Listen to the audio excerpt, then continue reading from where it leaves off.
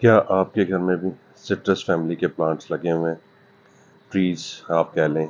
और citrus family में आ जाता है कीनू, लेमन, मौसमी। इस तरह के प्लांट्स आपके घर में लगे हुए हैं और आपके साथ भी क्या यही प्रॉब्लम आ रहा है कि उनका फ्रूट जब एक छोटे बेर के बराबर हो रहा है तो वो पीला होके गिर रहा है। यानी पहले वो पीला होता है, जैसे ये फ्रूट है, ये पीछे से टिप से देखें पीला हो रहा है, और फिर उसके बाद ये तकरीबन आधे से ज़्यादा पीला होके और गिर रहा है और वो पौधा अपने सारे फ्रूट्स गिराई जा रहा है, चाहे वो ज़मीन में लगा हो चाहे वो गमले में लगा हो। ये प्रॉब्लम ज़मीन वालों में कुछ ज़्यादा ही आ रहा है। तो क्या आपके साथ भी ऐसा ही हो रहा है? अगर ऐसा ही हो रहा है तो ये वीडियो आपके लिए है। आज की वीडियो में मैं यही डिस्कस करने जा रहा हूँ कि आखिर ये फ्रूट जब सेटल हो गया, क्योंकि ये वो स्टेज है कि जहाँ पे फ्रूट सेटल हो गया होता है, ये साइज तब इसको हम मानते हैं कि फ्रूट प्लांट ने होल्ड कर लिया है। अब इसको फर्टिलाइज करने का, इसको खाना देने का टाइम आ गया हुआ है और अब परेशानी की बात ख़त्म हो गई है, क्योंकि ये वो फ्रूट इस साइज़ में आ गया है। तो इसका मतलब है अब जितना फ्रूट लगा हुआ है ये होल्ड हो जाएगा। लेकिन होता क्या है कि कुछ दिनों के बाद ये पीला हो रहा है और गिर रहा है, और ये मार्च में फ्रूट लगा और अप्रैल में ये काम हो रहा है। ठीक है, तो अप्रैल में आखिर ये फ्रूट इस तरह गिर क्यों रहा है? तो यही सारा कुछ आज डिस्कस करना है। आज की वीडियो में एक तो मैं ये बताऊंगा कि इसकी वजूहात क्या है और फिर इनका हल क्या हो सकता है। अस्सलाम वालेकुम, welcome back to my channel. मैं उम्मीद करता हूँ आप लोग खैरियत से होंगे। तो देखिए, जैसा कि मैंने शुरू में आपको बता दिया कि आज की वीडियो किस टॉपिक से रिलेटेड है, तो इसी चीज़ को आज की वीडियो में मैंने डिस्कस करना है। तो आपके अगर सिट्रस फैमिली का कोई भी पौधा, कोई भी दरख्त आपके घर में लगा हुआ और ये फ्रूटिंग टाइम है और वो फ्रूट गिरा रहा है, तो एक चीज़ मैं यहाँ आपको बता दूँ, अगर 20 to 50% तक अगर फ्रूट गिरा रहा है तो ये एक नॉर्मल प्रोसेस है, क्योंकि पौधा अपनी सेहत के मुताबिक देखता है, जितनी उसकी सेहत होती है उस हिसाब से वो फ्रूट होल्ड करता है, एक्स्ट्रा फ्रूट वो गिरा देता है। लेकिन अगर 50% से ज़्यादा गिरा रहा है, जैसा कि ये मेरा पौधा है, ज़मीन में लगा हुआ है, और ये तकरीबन इसने सारा फ्रूट गिरा दिया, बस एक दो दाने या मैक्सिमम 3-4 दाने ही इस पौधे पे बचे होंगे। तो आखिर इसकी वजूहात क्या है? इन सारी चीज़ों को मैं अभी बताने जा रहा हूँ, लेकिन इससे पहले कि मैं डिटेल्स डिस्कस करूँ, तो आप लोगों से रिक्वेस्ट है जो मेरे चैनल पे नए हैं वो मेरे चैनल को सब्सक्राइब कर लें, बेल नोटिफिकेशन ऑन कर लें, ताकि इस तरह की वीडियोस जब मैं आगे पोस्ट करूँ तो उनको पता चल सके और वो उसके देख के फ़ायदा उठा सके। वीडियो पसंद आए तो लाइक लाजमी कर दिया करें, और अगर आपका क्वेश्चन हो तो कमेंट्स में पूछा करें, मैं इंशाल्लाह रिप्लाई करूंगा और आपके मसलों को हल करने की कोशिश करूंगा। देखिए, इस मसले की 4 वजूहात हैं। सबसे पहली वजह पानी है। या तो आप इसको कम पानी दे रहे हैं या इसको ज़्यादा पानी दे रहे हैं। ठीक है, तो उस वजह से ये फ्रूट गिरता है। कम पानी देंगे तब भी फ्रूट गिरेगा, ज़्यादा देंगे तब भी गिरेगा।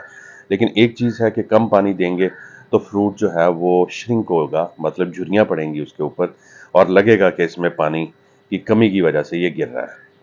लेकिन ये जो पीला होकर गिरना है, इसकी वजह ये होती है कि ज़्यादा पानी दिया जा रहा है। जब ज़्यादा पानी दिया जाता है, ओवर वाटरिंग हो जाती है, तो उससे भी पौधा जो है प्रॉपर खुराक नहीं ले पाता, तो वो क्या करता है, फ्रूट को पीला करके गिराना शुरू कर देता है, क्योंकि उसकी रूट्स में पानी बहुत ज़्यादा होता है और रूट्स प्रॉपरली खुराक नहीं ले पा रही होती। अब पानी का क्या हल है? देखिए, ज़मीन में तो पानी का बड़ी आसानी से मैनेजमेंट की जा सकती है पानी की। आप ऐसा करें कि 15 दिन में एक दफ़ा पानी दें, 15 से 20 दिन में एक दफ़ा पानी दें, बल्कि महीने में एक दफ़ा पानी दें। और अप्रैल में जब गर्मी बढ़ना शुरू होती है तब आप 15 दिन में एक दफ़ा पानी दें, और हल्का पानी दें, ज़्यादा भर के पानी ना दें। गमले में भी यही करना है कि 4 से 5 दिन के गैप के बाद आप एक दफ़ा पानी दें। जब तक टॉप सॉइल को ड्राई हुए 48 आवर्स गुजर ना जाएं, तब तक आपने पानी नहीं देना गमले में। एटलीस्ट 24 आवर्स तो गुजारने हैं। टॉप सॉइल ड्राई है, आज ड्राई है, तो कल आपने पानी देना है इसी टाइम, या 2 दिन बाद पानी दें, कुछ भी नहीं होगा आपके पौधे को। पानी और भर के पानी नहीं देना, नॉर्मल पानी देना है, चाहे बड़े गमले में है चाहे जैसे है। अगर बहुत बड़े गमले में 22 या 24 इंच के गमले या ग्रो बैग में है तो 2 लीटर से 3 लीटर, इससे ज़्यादा पानी मत दें। ठीक है जी, पानी की मैनेजमेंट तो ये हो गई। अब दूसरी रीज़न है जो कि ज़मीन में अक्सर प्रॉब्लम नहीं होता, गमले में होता है, कि आपने गमला ऐसी जगह पे रखा हुआ है जहाँ पे धूप बहुत कम देर के लिए आती है। 3-4 घंटे की धूप बड़ी मुश्किल से आती है। तो ऐसे में ग्रीन ग्रोथ तो बहुत अच्छी होगी पौधे पे, लगेगा कि बहुत हेल्दी पौधा है, लेकिन फ्रूट नहीं होल्ड कर पाएगा, क्योंकि फ्रूट के लिए फुल डे की सनलाइट ज़रूरी चाहिए, 6 से 8 घंटे की धूप, फुल धूप चाहिए पौधे को। जो भी फ्रूटिंग प्लांट्स हैं, फ्लावरिंग प्लांट्स हैं, उनको धूप चाहिए होती है। तो आप इनको ऐसी जगह प्लेस करें जहाँ पे 6 से 8 घंटे की धूप आए। अब तीसरी रीज़न है, वो है पेस्ट का अटैक। जैसे अप्रैल में जो मेन अटैक होता है वो होता है मिलीबग्स का।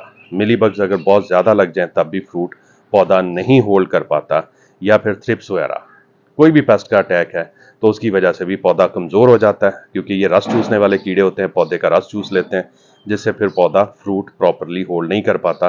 तो इसके लिए आपको प्रॉपर प्रिकॉशंस लेनी पड़ेंगी, स्प्रे करने पड़ेंगे, ठीक है। और यहाँ ऑर्गेनिक इनऑर्गेनिक के चक्कर में अगर आप पढ़ेंगे तो फिर आपके लिए मसला होता जाएगा, ठीक है। इनऑर्गेनिक स्प्रे मेलाथियान वगैरह है जो इसके मिलीबग्स के लिए, बाकी डिटेल वीडियो मैंने इस पर बनाई हुई है, वो आप देख सकते हैं। थ्रिप्स के लिए भी बनाई हुई है, वो भी देख सकते हैं। अगर प्रिकॉशनरी तौर पे ऑर्गेनिकली चलना चाहते हैं तो हर हफ्ते आप इन पे नीम ऑयल का स्प्रे करते रहें, लेकिन जब फ्लावरिंग शुरू हो जाए तब आपने कोई स्प्रे नहीं करना, ठीक है, ताकि आपके फ्लावर्स जो हैं वो अच्छी तरह फ्रूट में कन्वर्ट हो जाए। जब फ्रूट बन जाए और स्पेशली इस साइज़ का हो जाए जिस साइज़ का मैंने अभी आपको दिखा रहा हूँ, तो फिर इसमें आप स्प्रे भी कर सकते हैं और इसको फिर बाकी काम भी कर सकते हैं। तो चलिए, अब ये होगी थर्ड रीज़न। अब आते हैं फोर्थ रीज़न पे।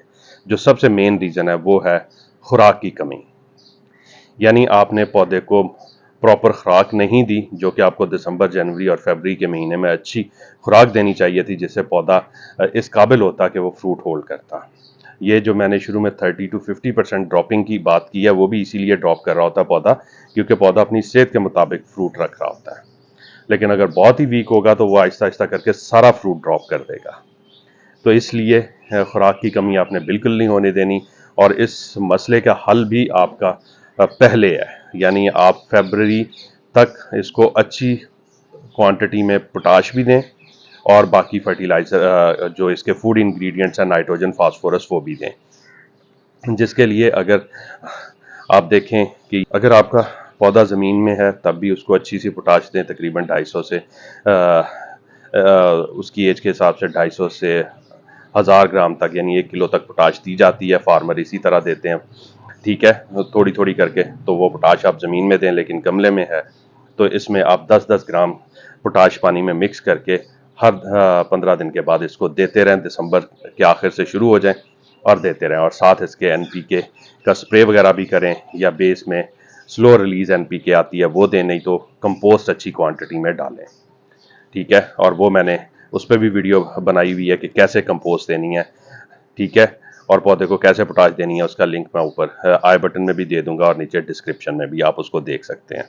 तो मसला ये है कि अब क्या करें। अब तो ये ड्रॉप हो रहा है, वो वक्त तो गुजर गया। तो अब ये है कि आपने NPK लें 20-20, तकरीबन 2 ग्राम वो लें, उसमें 1 ग्राम दूसरा डालें। पोटाश दोनों को मिक्स करें, 3 ग्राम हो जाएगी, ठीक है। तो ये आपने करना है गमले वाले पौधों पे स्प्रे, ठीक है। स्प्रे करना है आपने सुबह अर्ली मॉर्निंग के टाइम, और 1 हफ्ते के गैप के बाद आपने दोबारा यही स्प्रे रिपीट करना है। ज़मीन में लगे हुए हैं तो आप 4 ग्राम NPK 20-20 लेंगे और उसके साथ आप लेंगे 2 ग्राम पोटाश ज़मीन में लगे हुए पौधे पे, और ये ऐड करेंगे और इसका स्प्रे करेंगे पौधे के ऊपर। अब यहाँ पे अक्सर लोग मुझसे ये पूछेंगे कि हम इनको वर्मी कंपोस्ट या कंपोस्ट ना दे दें। तो देखिए, मुझे ये बताइए, आपको शदीद भूख लगी हुई हो और आपको सामान दे दिया जाए, और सामान भी ऐसा कि जो हफ्ते बाद आपका खाना तैयार हो, तो आप कैसा फील करेंगे। तो यही पौधे के साथ होगा, क्योंकि आप कंपोस्ट डालेंगे तो वो पहले उसको डिज़ोल्व होगी या कन्वर्ट होगी पौधे की खुराक की फॉर्म में, जिसको पौधा ले सके। फिर वो पौधा उससे अपनी प्रॉपर खुराक बनाएगा, तो फिर जाके कहीं वो पौधे को मिलेगी। और इसके लिए 7 से 10 दिन कम से कम चाहिए उसको खुराक मिलने में। और आपका पौधे में मसले हैं आज, और 7 से 10 दिन में सारा फ्रूट जो बचा हुआ है वो भी गिर जाएगा। तो इसलिए बेहतर यही है कि इस चक्कर में ना पड़ें और ये केमिकल फर्टिलाइज़र करें, ताकि आपके पौधे का फ्रूट बच सके। देखिए, आपने मैक्रो न्यूट्रिएंट्स तो दे दिए, नाइट्रोजन, फास्फोरस और पोटाशियम, NPK के थ्रू, तो माइक्रो न्यूट्रिएंट्स भी देना ज़रूरी है। तो इसलिए चाहे आप इसी में जब आप स्प्रे करने जा रहे हो तो इसी में 1 ग्राम पर लीटर के हिसाब से माइक्रो न्यूट्रिएंट्स भी शामिल कर लें, नहीं तो बेहतर यही होगा कि आप एक दिन का गैप डालें और उसके बाद 1 ग्राम पर लीटर के हिसाब से माइक्रो न्यूट्रिएंट्स डिसॉल्व करें और उनका भी स्प्रे करें। तो तभी पौधे की खुराक की रिक्वायरमेंट पूरी होगी और जो आप बेनिफिट इससे लेना चाह रहे हैं या जो फ़ायदा लेना चाह रहे हैं या फ्रूट होल्ड करवाना चाह रहे हैं तो वो पॉसिबल हो पाएगा। तो उम्मीद है सारी बातें समझ आ गई होंगी। अगर फिर भी आपका कोई क्वेश्चन हो तो कमेंट्स में पूछ लीजिएगा, मैं इंशाल्लाह आपको बता दूंगा जो भी उसका सलूशन होगा। तो आप मुझे इजाज़त दीजिए, बहुत जल्द इंशाल्लाह एक और इन्फॉर्मेटिव वीडियो के साथ हाजिर होऊंगा। तब तक के लिए अल्लाह हाफिज़।